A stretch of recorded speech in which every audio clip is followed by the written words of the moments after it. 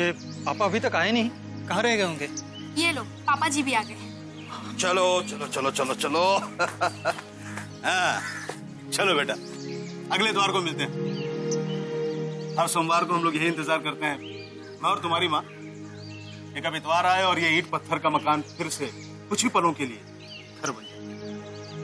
पापा, हम कहाँ इतने दूर रहते हैं, और इतवार तो बस समझिए यूं गया और यूं आया। अब हम चलते हैं, वरना अगर इसकी फिल्म मिस हो गई तो ये पूरा घर सिर पे उठा लेगा। हाँ भाई हाँ, अगर इसकी फिल्म मिस हो गई तो मैं घर सर पे उठा लूंगा। चलो चलो चलो जाओ। बाय पापा। जाओ बेटा।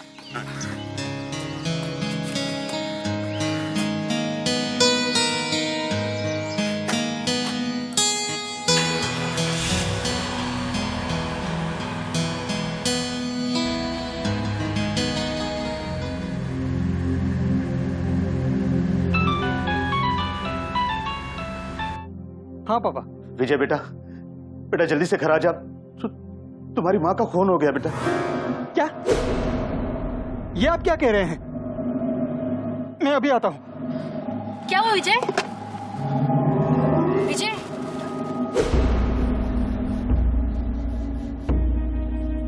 पापा! पापा! पापा क्या बात है? क्या हुआ मम्मी को? पापा क्या हुआ मम्मी को? मम्मी!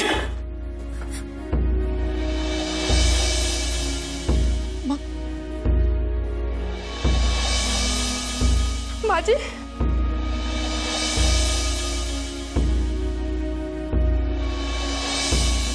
पापा, पापा कुछ तो बोलिए, क्या हुआ था? अभी भी तो हम यहाँ से गए थे।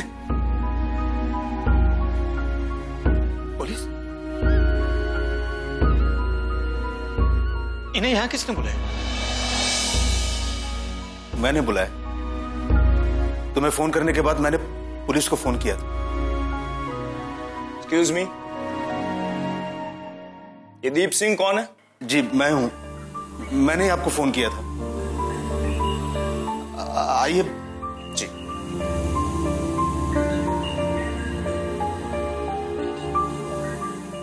माँ जी, आप मुझे छोड़ के क्यों चली गई माँ जी?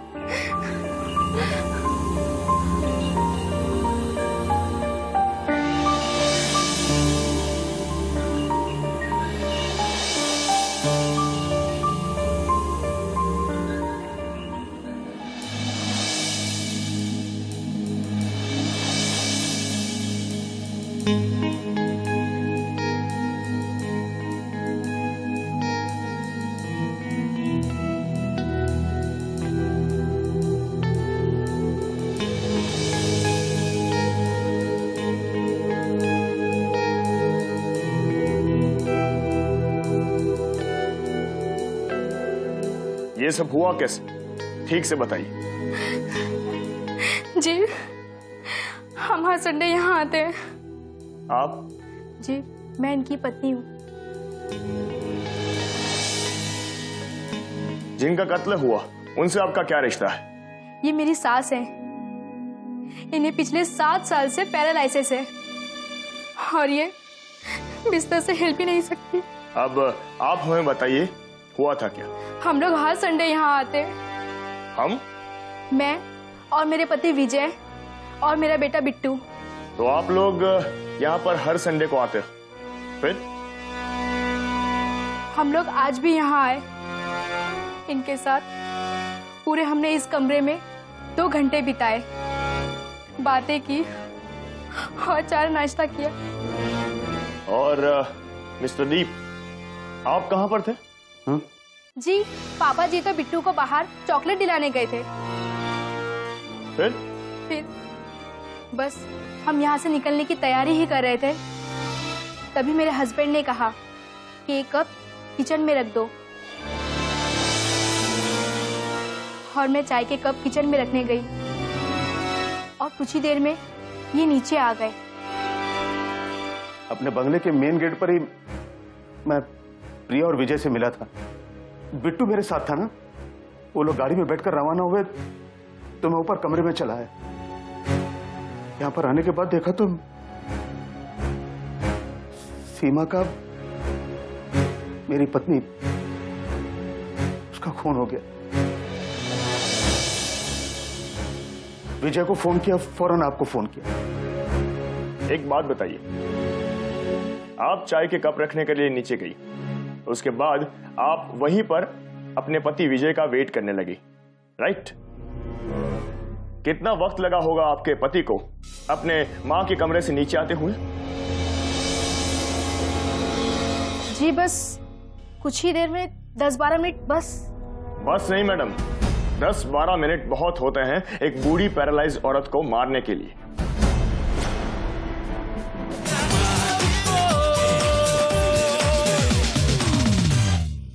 ये क्या बकवास कर रहे हैं आप? मैंने मेरी मां को मारा? मैं अपनी मां का खून क्यों करूंगा?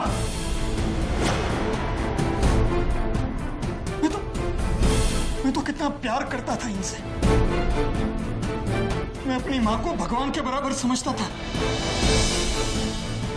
हाँ इंस्पेक्टर, मैंने आपको फोन करके यहां बुलाया था हमारी मदद करने के लिए, ना कि हमारे घर में हुए हादसे का मजाक उड़ाने के लिए। मजाक नहीं कर रहा हूं, ऐसे 50 केस देखे हैं मैंने। ये सब रिश्ते सिर्फ नाम के होते हैं। और वैसे मिस्टर दीप, आपका बेटा विजय ही था जिसने आपकी पत्नी को आखिरी बार देखा था। मौका वारदात पर मिले एविडेंस और प्राइमरी इन्वेस्टिगेशन से ये साफ साफ पता चल जाता है कि आपके बेटे विजय ने ही आपकी पत्नी का खून किया है। मिस्टर विजय, आपको हमारे साथ पुलिस स्टेशन चलना होगा। क्या? मैं क्यों चलूंगा पुलिस स्टेशन? मैंने अपनी मां का खून नहीं किया है। हाँ। मैं सच कह रहा हूं इंस्पेक्टर। सावंत, ले चलो इसे। हवालात की हवा खाएंगे, सब सच सामने आएगा। और हाँ, लाश को पोस्टमार्टम के लिए भेज दो। चलो। नहीं, मैं अपनी मां को छोड़कर नहीं जाऊंगा। चलो। मेरी बात सुनिए, मैंने कुछ नहीं किया। मेरी बात सुन। छोड़िए मुझे। मैंने अपनी मां का खून नहीं किया। मेरे पति को छोड़िए। मेरी बात तो सुनिए सर, मैंने अपनी मां का खून नहीं किया। मेरे पति को छोड़ो, छोड़ो मेरे पति को, मेरे पति को छोड़िए। पापा, पापा बचाइए ना पापा। आप कुछ करते कि नहीं पापा? कुछ कीजिए, विजय करोगे पापा। प्रिया, वो तुम्हारा पति बाद में, पहले मेरा बेटा है।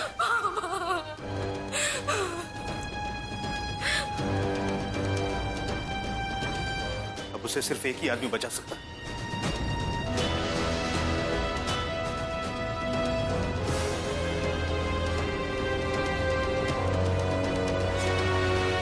Hello, command force.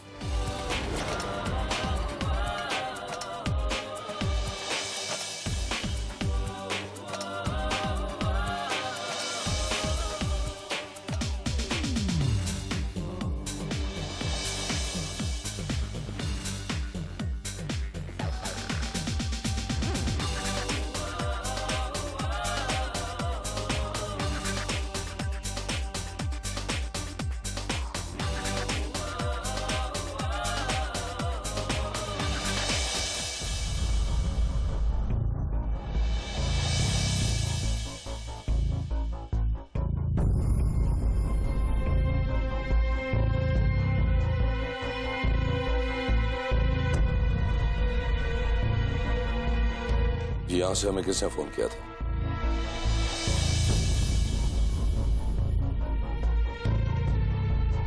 जी मैंने। आप दीप सिंह जी? जी। कत्ल कहाँ हुआ है? ये ऊपर की। शहनाज साहिल?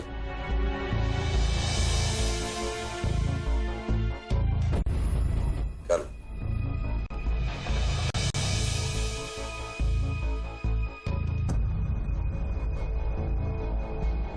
अब आप हमें ये बताइए कि यहां एग्जैक्टली हुआ क्या था? जी, हर रविवार को मैं और सीमा अपने बच्चों का इंतजार कर रहे थे। सीमा? जी, मेरी पत्नी। ओ। हम हर संडे की तरह ठीक 10 बजे यहाँ आ गए थे। पापा, हम आ गए। अरे आओ आओ आओ आओ बेटा, आओ। अरे जीते रहो, जीते रहो। और राजकुमार। ले। पापा, ये रखिए। इस बार इतना ही मैनेज हो पाया है। कोई बात नहीं बेटा, जाओ पर तुम्हारी मम्मी से मिल लो। पापा, आप इसे घुमा के ले आइए। आपसे चॉकलेट लिए बगैर इसका संडे शुरू नहीं होने वाला। लेकिन आज जरा जल्दी आ जाइएगा। क्यों? हमें इसे फिल्म दिखाने ले जाना है। बड़ी जिद कर रहा था। ठीक है, आ जाऊंगा। चलो चलो राजकुमार।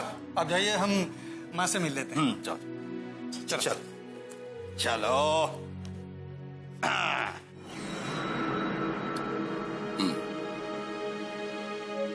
उदीप सिंह जी फिर आपके बेटे को लेकर घर से बाहर चले गए।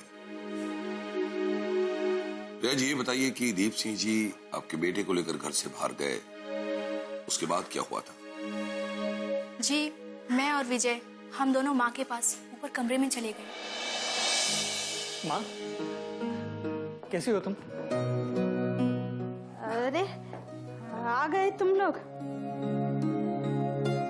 वैसे तो ये सिर्फ एक हफ्ते की ही बात है, लेकिन ऐसा लगता है जैसे बरसों बीत गए हो। बेटा, यहाँ लेटे लेटे मेरा तो वक्त ही नहीं कटता। अरे माँ जी, आप ऐसा क्यों कह रही हैं? हमारे घर अलग हैं, पर हम रहते तो आपके दिल में ही है ना। माँ, ये चाय की तैयारी क्यों कर रखी है? क्या तुम्हारी बहू चाय भी नहीं बना सकती क्या? बेटा, ये तो तुम्हारे पापा ने बना के रखी है।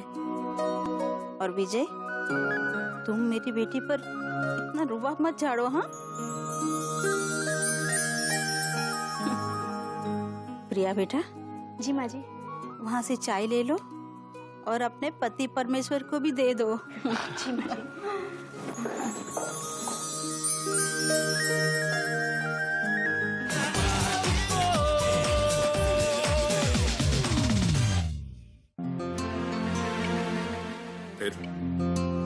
फिर क्या हुआ? आप लोग कब तक उनके साथ थे? जी बस चाय पी और तुरंत निकल गए।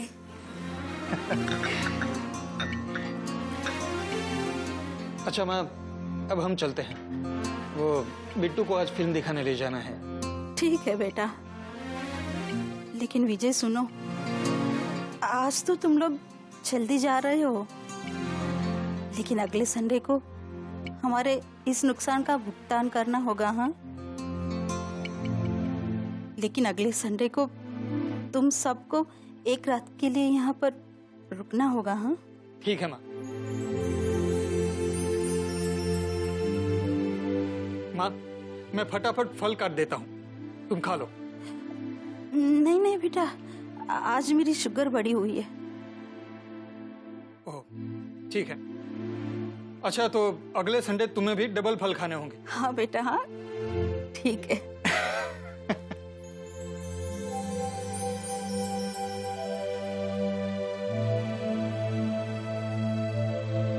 प्रिया, तुम ये चाय के कप नीचे किचन में रख दो, मैं माँ से कुछ बातचीत करके आता हूँ। अरे प्रिया बेटा। जी माँ जी। जरा रुक जाओ।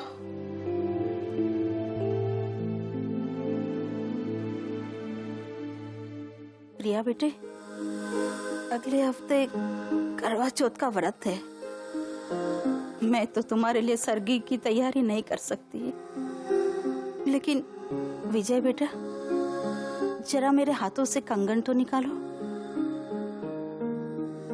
माँ, निकालो ना।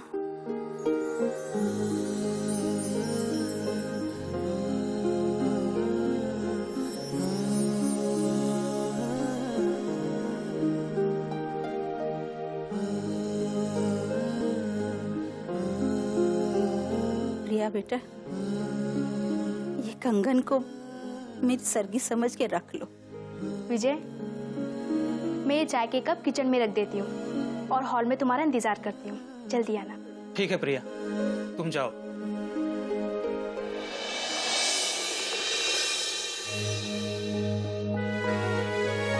फिर क्या हुआ? आपके पति नीचे कितनी देर में आए? यही कुछ 10-15 मिनट के बाद। प्रिया, ये पापा अभी तक आए नहीं? अभी तक तो नहीं आए, शायद बिट्टू के साथ बाहर खेल रहे होंगे। चलो बाहर जाके देखते हैं। हाँ चलो।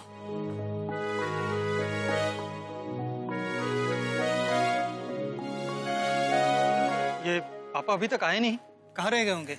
ये लो, पापा जी भी आ गए। चलो चलो चलो चलो चलो। हाँ। और फिर उन्हें छोड़कर मैं वापस ऊपर के कमरे में गया और मैंने देखा कि आपकी पत्नी की मौत हो गई। देखिए, मेरे पति मुजरिम नहीं है। वो अपनी माँ के बारे में ऐसा कभी सोच ही नहीं सकते। मैं आपके आगे हाथ जोड़ती हूँ, मेरे पति को बचा लीजिए, मेरे पति को बचा लीजिए। देखिए प्रिया जी, इंसानियत के नाते मैं आपके जज्बातों को समझती हूँ, लेकिन कानून जज्बातों को नहीं मानता, उसे सबूत चाहिए। और सर्कमस्टेंशियल एविडेंस के हिसाब से, यानी कत्ल के वक्त के हालात को समझते हुए, आपके पति शक के दायरे में आते हैं। क्योंकि कत्ल के वक्त आपके पति ही आखिरी इंसान थे जो सीमा जी से मिले। फिर भी हम अपनी तरफ से कोशिश करेंगे जानने की कि सच्चाई क्या है। ये बताइए कि आपकी पत्नी पैरालाइज थी, तो फिर घर में आपने कोई नौकर या नर्स को क्यों नहीं रखा?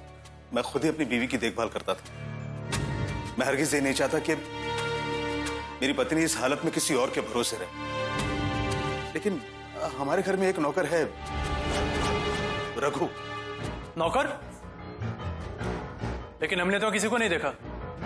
जी, मैंने उसे किसी काम से भेजा था, तक तो आ जाना चाहिए था उसे। कहाँ रहता आपका ये नौकर? यहीं पीछे उसका कमरा है।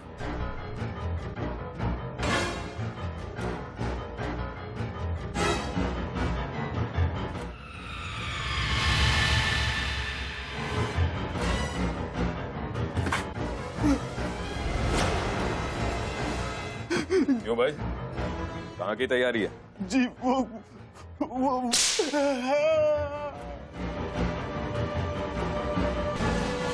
मुझे पता था कि आप लोग आओगे और मुझे मारोगे, इसीलिए मैं भाग रहा था। अच्छा, तो तुझे पहले से मालूम था? बोल। मैं बाहर से जब घर पे आया तो मैंने देखा मालकिन मर चुकी है और आप लोग आए हुए हैं, तो मैंने सोचा कि मेरा यहाँ से चला जाना ही अच्छा होगा, इसीलिए मैं यहाँ से जा रहा है। साहिल, इसका कमरा चेक करो, देखो कुछ छुपाया तो नहीं है। पकड़ इधर।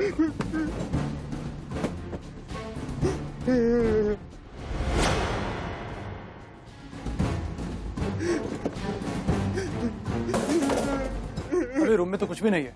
सूटकेस में भी कुछ नहीं है।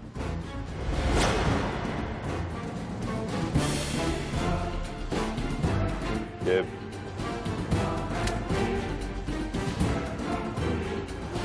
मरहम पट्टी करा लेना।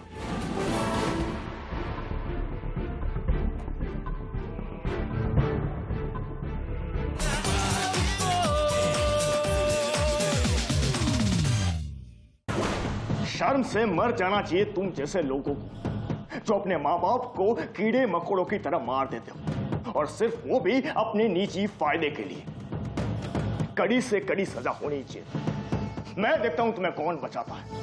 सावंत, अच्छे से खातिर करना इस कलयुग के श्रवण की। ले जाओ इसे, ले चलो।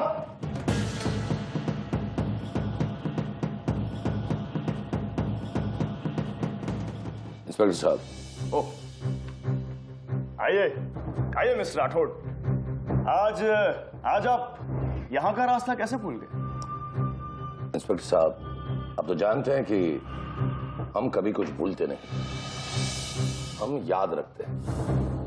लेकिन आज शायद आप एक बात भूल गए कि जब तक कोई शख्स मुजरिम साबित नहीं होता तब तक वो बेगुनाह होता है। खैर, मैं मिस्टर विजय से मिलना चाहूंगा, अगर आपकी इजाजत हो तो। हमारे रोकने से आप रुक जाएंगे? नहीं ना? पर मिस्टर राठौड़, कोई फायदा नहीं है, केस एकदम ही क्लियर है। फिर आपकी मर्जी, पर आप अपना वक्त जाया कर रहे हैं। इंस्पेक्टर साहब, किसी की जिंदगी जाया हो जाए उससे बेहतर होगा कि मेरा कुछ वक्त ही जाया हो जाए। ठीक है, फिर आपकी मर्जी। ठीक, 2 कप चाय भिजवा देंगे? Yes, thank you.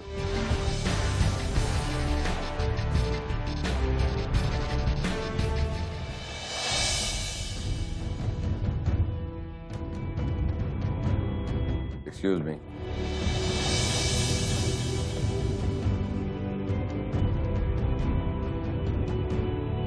देखिए, मैं मेजर राठौड़ हूं, कमांड फोर्स से। आपके पिताजी ने हमें बुलाया था। मैं आपसे कुछ बातचीत करना चाहता हूं। देखिए मिस्टर विजय, अगर आप इस तरह चुप रहेंगे, कुछ बोलेंगे नहीं, तो हम आपकी मां के असली कातिल को कैसे पकड़ पाएंगे? मतलब आप ये बात मानते हैं कि मैं अपनी माँ का कातिल नहीं हूं? देखिए, मैं ये मानता हूं कि जब तक गुनाह साबित नहीं हो जाता तब तक आप गुनहगार नहीं। देखिए सर, बात यह है कि हर संडे को मैं एक मिनट।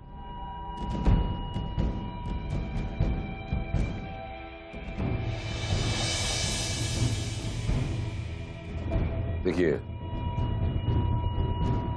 ये सारी बातें मैं सुन चुका हूं, मुझे पता है। मैं आपसे कुछ और पूछना चाहता हूं। हाँ, पूछिए।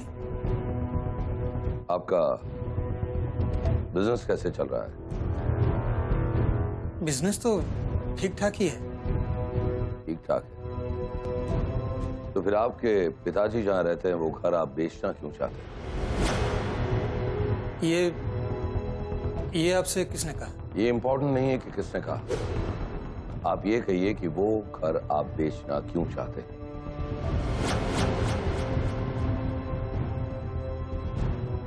लीजिए, चाय पीजिए।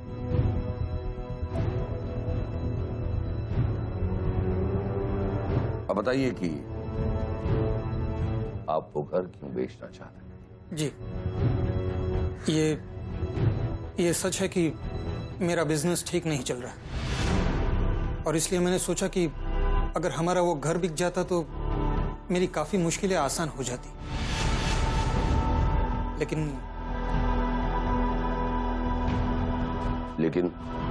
क्या? लेकिन पापा इस बात के लिए राजी नहीं थे। पापा, आप मेरी बात क्यों नहीं समझ रहे? अगर ये घर बिक जाएगा तो मेरा बिजनेस का काफी प्रेशर कम हो जाएगा, और फिर आप और माँ भी तो हमारे साथ रह पाओगे। नहीं, ये घर नहीं बिक सकेगा। लेकिन पापा, आखिर क्यों नहीं बिक सकेगा? बेटा, इस घर में तुम्हारी माँ की बहुत सारी यादें जुड़ी हैं। हमारी शादी, तुम्हारा जन्म, ऐसी बहुत सारी यादों ने इस ईंट और पत्थर के मकान को घर बनाया है। तुम्हारी माँ इस घर को बिकने नहीं देगी। बेटी, समझो बात को। पापा, एक बार मेरी बात प्लीज विजय, इस बारे में हम बहस न करें तो बेहतर है।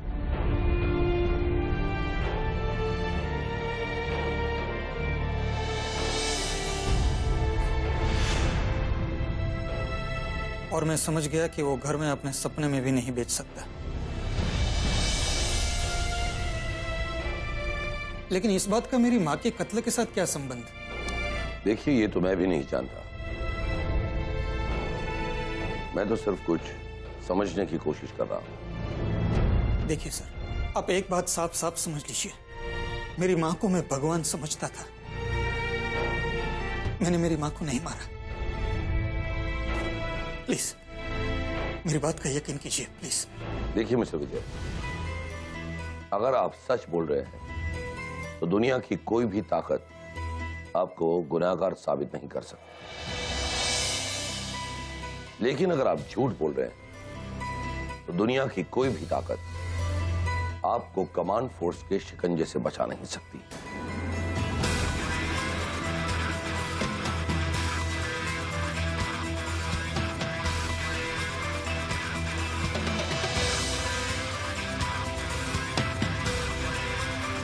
अभी फौरन तो विजय के घर जाओ और उसकी पत्नी प्रिया से बात करो और ये जानने की कोशिश करो कि उसके अपने सास ससुर के साथ संबंध कैसे थे। Do it now. या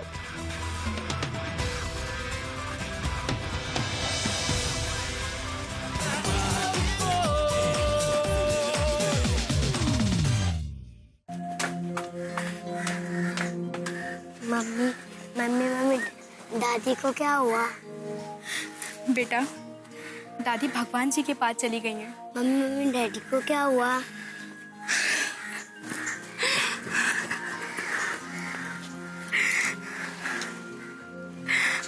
एक्सक्यूज मी।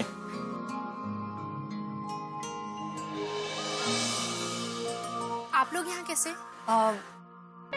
हमें आपसे कुछ सवाल पूछने हैं। जी पूछिए। हम ये जानना चाहते हैं कि आपके पति और आपके सास ससुर के बीच कैसे संबंध थे? विजय अपने मम्मी पापा से बहुत प्यार करते हैं, बल्कि इतना प्यार करते हैं कि उनके लिए अपनी जान भी निछावर कर देते हैं। क्या वो उन्हें फाइनेंशियली भी सपोर्ट करते हैं? जी हाँ, उनके लिए इतना कुछ करते हैं कि कभी कभी मैं सोचने लगती हूँ कि विजय हमसे ज्यादा अपने मम्मी डैडी के बारे में सोचते हैं। क्या आपने इस बारे में आपके पति या आपके सास ससुर से बात की? विजय से बात करना नामुमकिन, और सास ससुर से बात करने का मौका ही निकल गया। थैंक्स।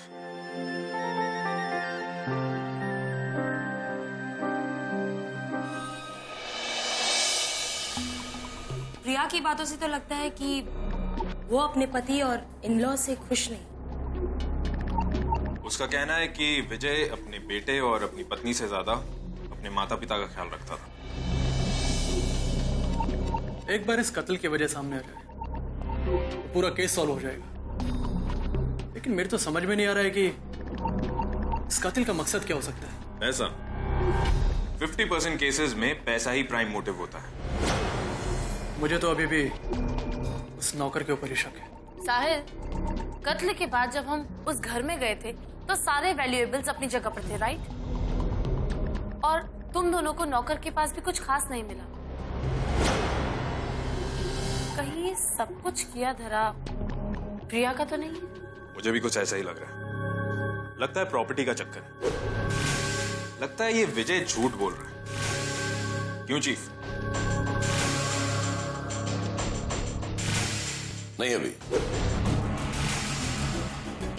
हो सकता है कि विजय शायद पूरा सच न बोल रहा हो,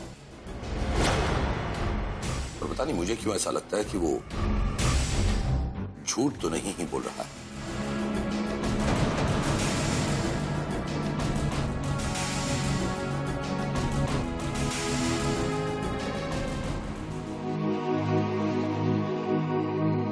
अब तो बस यही एक सहारा बचा है जीवन में, जिसे पीने से कदम लड़खड़ा जाए वो किसी का सहारा कैसे बन सकता है, पता नहीं। खैर छोड़िए इस बात को।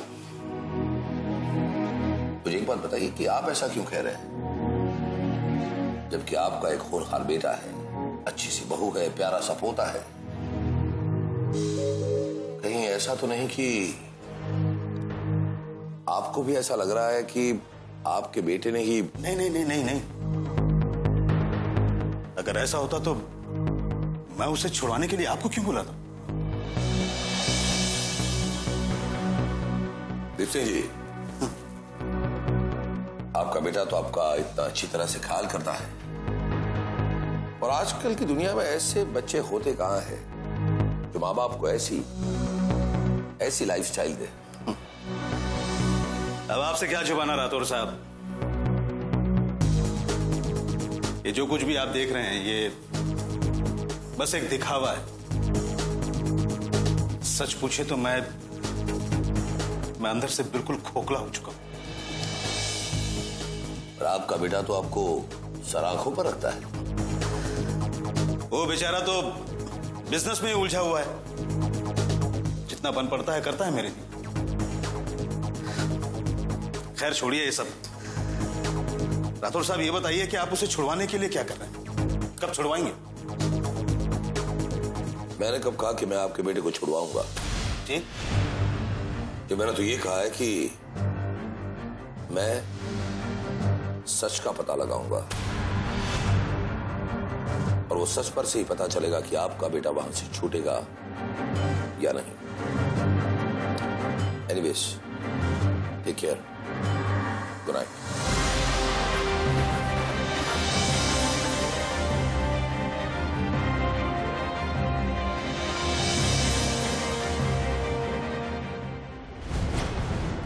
कमाल है, एक तरफ बेटा कहता है कि वो अपने पिता को इतना पैसा देता है कि वो लग्जरियस लाइफ जी सके, और दूसरी तरफ उसके बाप का कहना है कि वो सिर्फ उन्हें उतने ही पैसे देता है जिसमें उनका घर चल सके। वो भी मुश्किल से। प्रिया की बातों में भी पैसों का ही जिक्र है। देखा, मैंने कहा था ना, सारा खेल पैसों का ही है। नहीं अभिनव, ये सिर्फ पैसों का खेल नहीं। मुझे लगता है कोई ना कोई चीज तो है इस केस में जिसे हम नजरअंदाज कर रहे हैं। और ये भी सच है कि पैसा ही हमें इस केस की जड़ तक ले जाएगा। फौरनदीप सिंह, संगीता और विजय, ये तीनों के बैंक स्टेटमेंट, डेबिट कार्ड और क्रेडिट कार्ड स्टेटमेंट निकालो फौरन। राइट। ऑलराइट।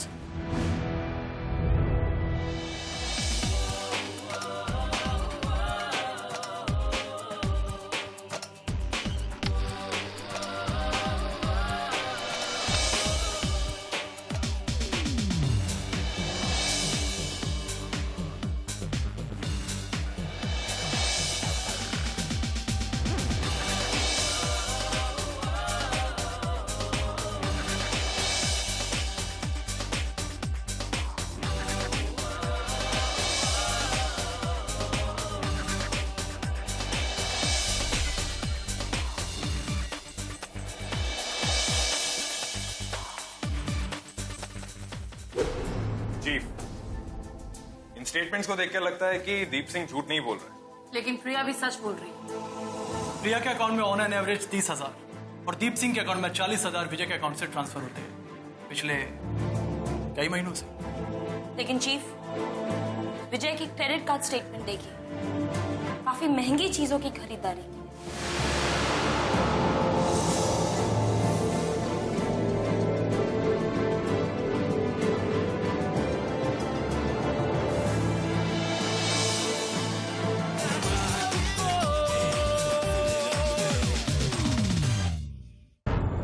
मिस्टर विजय, आपने तो कहा था कि आपका बिजनेस ठीक नहीं चल रहा है, फिर हर महीने आप आपके क्रेडिट कार्ड पर इतनी हैवी परचेजेस कैसे करते हैं?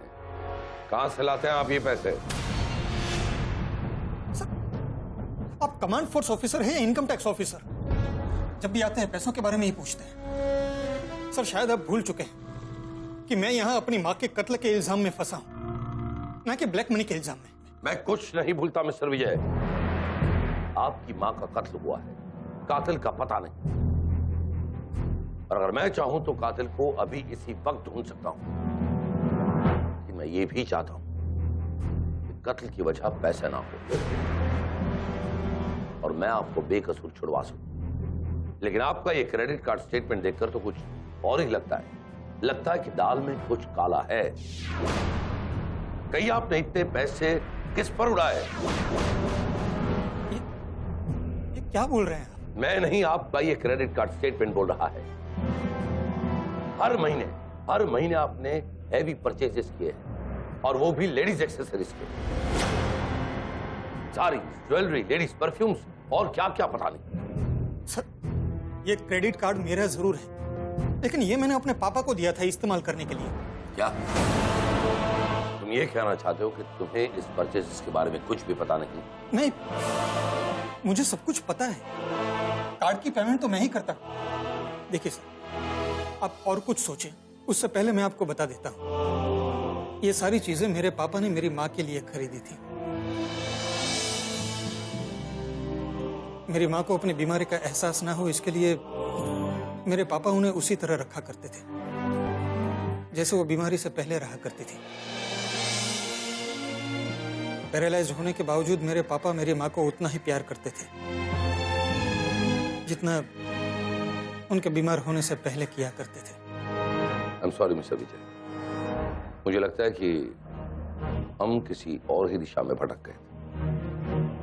Anyways, और मुझे पूरा विश्वास है कि बहुत जल्द ही हम इस केस में बहुत आगे निकल जाएंगे।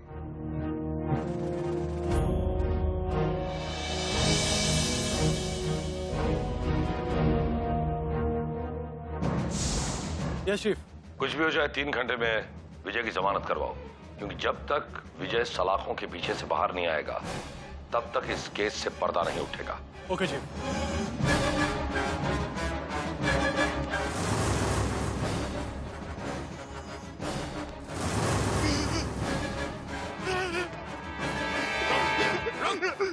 कुछ नहीं किया, मैंने कुछ नहीं किया। चुप! छोड़ दीजिए। अब चुपचाप यहाँ पे खड़ा रहे और मेरे सवालों का जवाब दे। अब बता के तेरा सांप घर से कितनी बार बाहर जाता है? जी, 1-2 बार। 1 बार या 2 बार? वो 2 बार। जब मालकिन थी तो 1 बार जाते थे, लेकिन मालकिन के देहांत के बाद अब 2 बार जाते हैं। कहाँ जाते हैं? कहाँ जाते हैं? तो वो मंदिर जाते हैं। मंदिर। कौन सा मंदिर? मंदिर सर, वो बोल नहीं तो। सर वो शिव मंदिर है ना, उस चौक के पास सड़क पर जो है। कितने बजे? कितने बजे जाते हैं? सुबह के 8 बजे और शाम को 5 बजे। सुबह के 8 और शाम के 5।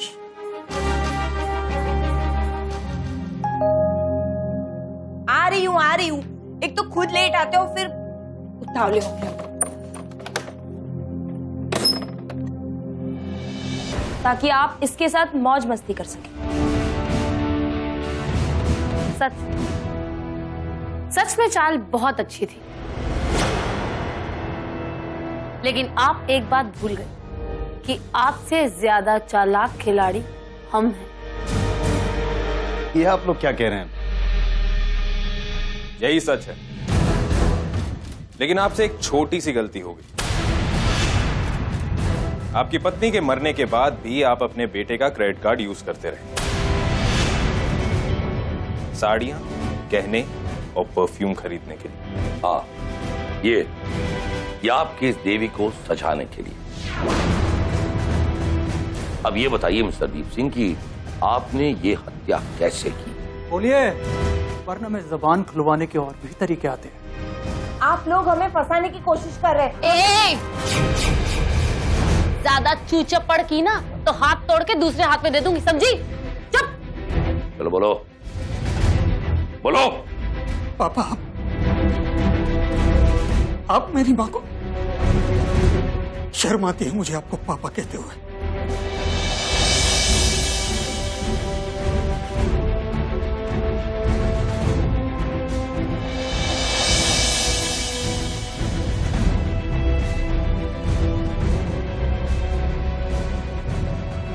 क्या करता?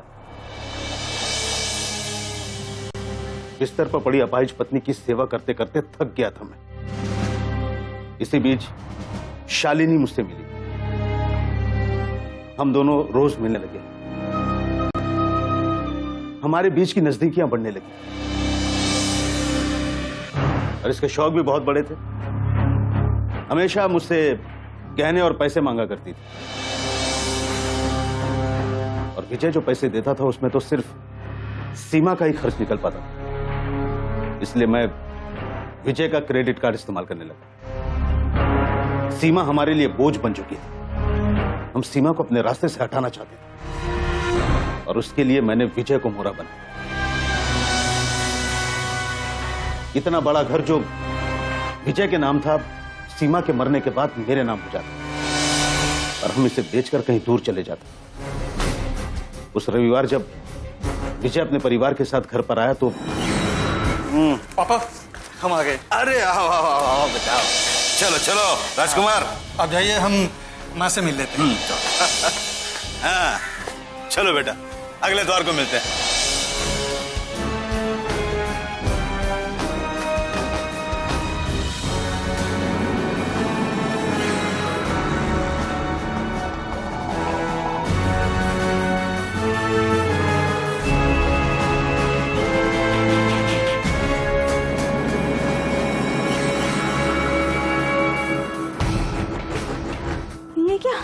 ये क्या कर रहे हैं आप?